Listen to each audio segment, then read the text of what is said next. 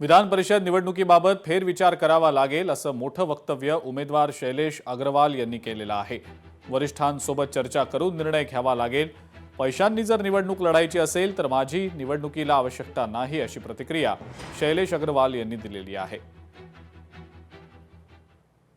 मला पक्षाने विश्वास टाकून उमेदवारी दिली आणि मी लढण्यासाठी मजबूत आहे, सज्ज आहे। मात्र ही निवडणूक जी आता आहे ही फक्त चुरशीची निवडणूक होऊन बसली नाही, तर जवळपास 150 लोक आमचे 150 मतदार काँग्रेसचे पूर्ण जबाबदारीनिशी सांगतो। प्रत्येक ठिकाणी जेव्हा आम्ही गेलो, जे फॉर्म भरायला 341 लोक 341 मतदार माझ्यासोबत होते, त्याच्या दुसऱ्या दिवशी सुद्धा 60-70 लोक अजून आमचे नॉट रिचेबल केले। आणि या निवडणुकीला खर्चाची कोणती मर्यादा नाही, अमर्याद आहे आणि त्यांच्याकडे अमर्याद पैसा आहे। तर पैशाच्या भरोशावरच जर तुम्हाला निवडणूक करायची असेल तर या निवडणुकीतून माझ्यासारख्या छोट्या कार्यकर्त्यांनी माघार घेतलेली बरी। महाराष्ट्रातल्या महिला खेळाडू विविध क्रीडा प्रकारांमध्ये राष्ट्रीय आणि आंतरराष्ट्रीय पातळीवर उल्लेखनीय कामगिरी करतायत।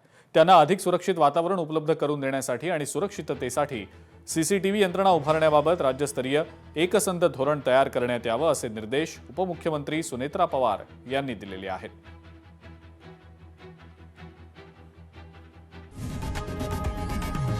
लोकशाही मराठी ऐका, पहा, जागरूक रहा।